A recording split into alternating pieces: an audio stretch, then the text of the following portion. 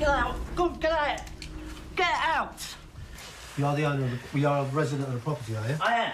OK. We're here today to repossess the property. Stay out there, please. No. You're supposed to be invited in, not breaking. We have a warrant that allows us to break in. Paul and Steve are being met at the house by a representative of the official receiver. Is there anybody in, do you know, or is it...? I've been here for an hour and there's been no movement and no lights. OK. So I don't think there is.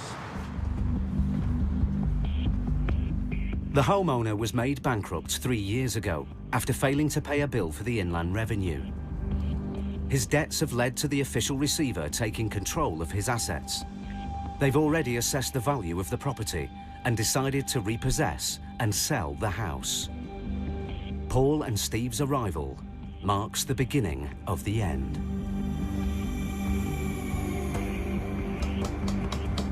The debtor and his wife will be made homeless. Well, if you're going to repossess a private home, it's not a good feeling because people will have lived there for years. On a scale of, like, 1 to 10, how good do you feel about it? It's got to be 0. The back door into the conservatory is open. Their High Court powers allow them to take control of the property immediately. Anybody there? Hello? Steve, you just get the small belt croppers. No. Well, there's nobody in. The house is obviously occupied. The court order came out from the county court 3 weeks ago, so it's not as if they haven't had plenty of warning. The 13th of August was the date of the judgment, so they're just still sitting here.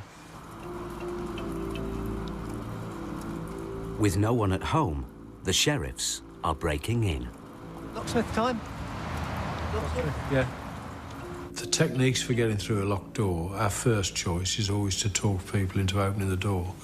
If that fails, we carry a complete range of kit in the van that we can make entry with, so starting from crowbars from sort of 8 inches to 4 feet, electric tools, drills and so on. In seconds, they enter the house.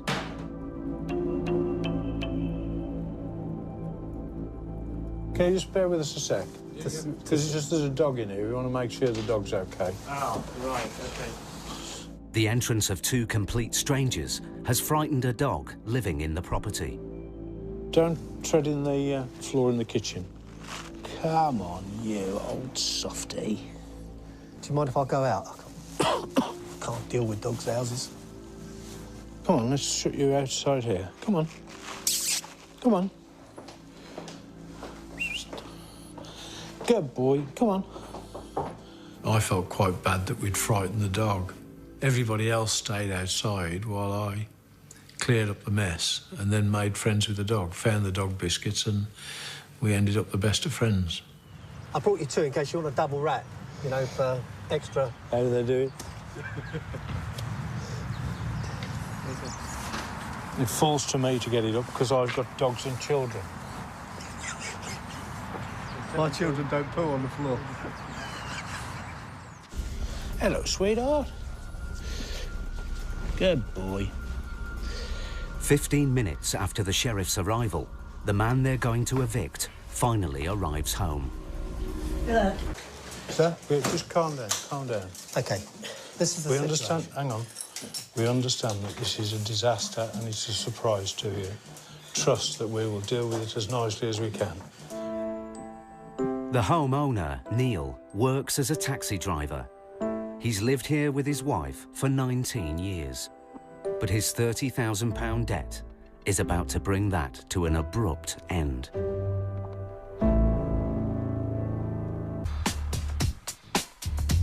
High Court enforcement officers Paul Bowhill and Steve Pinner are in Hertfordshire. They're carrying out a repossession order to evict a man from his home of 19 years. Come, get out! Get out! You are the owner of the... You are a resident of the property, are you? I am. Neil, a taxi driver, was made bankrupt by the Inland Revenue. He's accumulated debts of almost £30,000. He didn't know that High Court enforcement officers were coming today, but now both he and his wife will be made homeless. The Inland Revenue is not the only people I owe money to.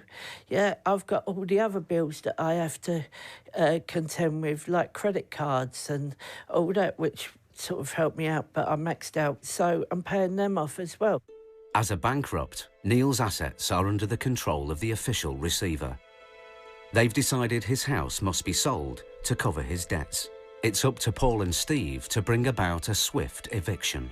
I'm not moving from this house. I'm not moving, no. I understand all it's a shock to you, and if I have to, I will call the police and you'll be thrown out into the street. But I don't want to do that. I'm just giving you the extreme view. It's less than an hour since the eviction began. Outside, the official receiver's representative is waiting for an update. That's OK, because what they're saying is they know nothing about this.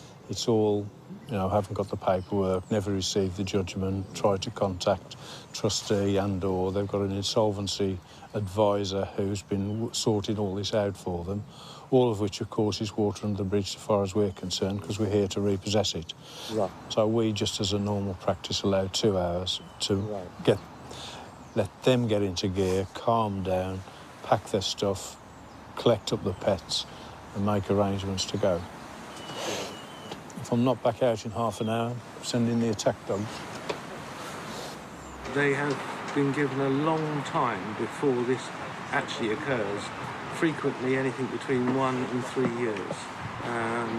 So, you know, people say to me, do I like my job? And I said, well, it's a job that's got to be done.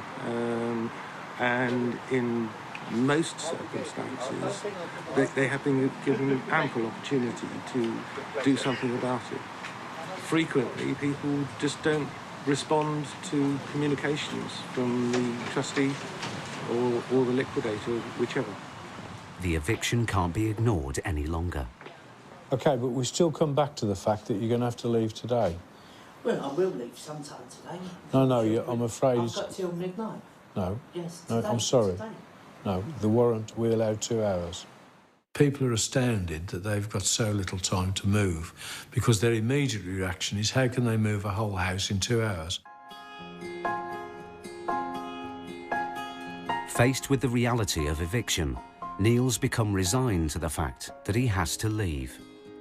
After nearly 2 decades in the house, they have just 2 hours to pack their personal possessions and go.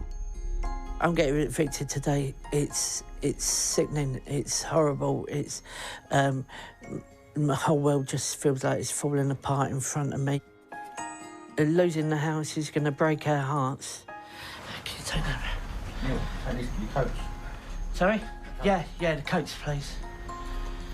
I've done 17 years in the roll call signals. It's funny I'm being kicked out on Armistice Day. Neil was a sergeant in the Royal Signals Regiment, serving in Northern Ireland, the Falklands and the Gulf War. I enjoyed my time in the army, and I know a lot of people will, but we do struggle when you've been stuck in an environment where the money you got at the end of the day was everything paid for. I did feel sorry for the gentleman who we had to evict that day. He was a soldier, he served in the armed forces here. He'd done, technically, his bit for the country, and this is how he got treated. I understand these people have got a job to do, but to actually kick somebody out of a house... Neil and his wife own a joint 30% share of their home. They pay rents for the other 70%, which is owned by a housing association. Yeah. They have kept up with their payments and have no arrears at all. It's his other debts that are making them homeless. I don't care what people say about it. You're not earning big money like some of these people. You're just a general working person, yeah, who goes on day by day, earning what he can when he can. Ready? Yeah. I'm sorry it's come to this point, and I'm more sorry for my wife. This is what I've gone from running marathons to just 10 yards up the garden and 10 yards back down, carrying an empty freezer. This is the state of my health. I was diagnosed with pneumonia 5 years ago and I haven't been working that much since. So money was tight anyway, so all my savings went on that.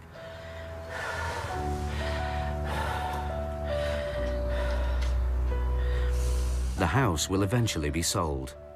But in the meantime, Neil will still need to pay the rent on the property. If he doesn't, the rent arrears will be added to his already huge debts. Take care. Okay. I'm sorry we met like this, but Yeah. you take care. Okay. Any possessions they can't take now have been stored with neighbours, who have also offered them a bed for the night. They will speak to the council about temporary accommodation tomorrow. The support around here is great and hopefully somebody will help us. And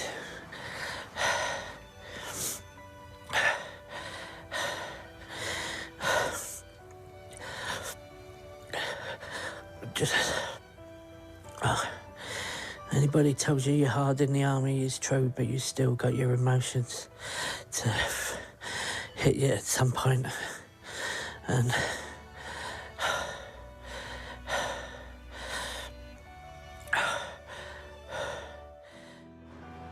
Neil hopes he can mount a last-minute deal to allow them to get their property back. But for now, they are homeless. It's almost 1 month since taxi driver Neil and his wife were evicted from their home in Hertfordshire. He's still working hard to make ends meet. After visiting the local council, the couple moved into a small temporary bedsit, just a few miles from where they used to live. this is the sitting room cum bedroom. Yeah, this is the hotel room, as I come to call it, because if you go in any hotel, it doesn't look any different. You put dinner on the table and that's full. You sit down on the settee, that's full. It's very snug for 2 people. My partner's reaction was absolutely... She went spare at me, to say the least, yeah. Crying, angry, ready to kill me. Even now, sort of 4 weeks down the line, we're still very close to separating. He's also had to say goodbye to his beloved dog. We're not allowed any pets in the places, so they are with friends, and we try and get to see them as much as we can. Our pets are our family. Sorry, but if I can't have kids, then I've got to have pets. In a way, I can't wait to get out. We're always treading on each other's toes, yeah, because we're so used to having so much open space to walk round. And I get up for work at 3 o'clock in the morning, trying to keep quiet because somebody's asleep next to you. It was easy in the house before because we had another room where I could do all that without disturbing anybody. In addition to the rent he has to pay for the bedsit, Neil is paying over £700 a month on the property from which he was evicted. He will keep on paying until a buyer is found. Me and my wife own 30% of the house outright. Yeah, there's no mortgage payments. We pay rent for the other 70%.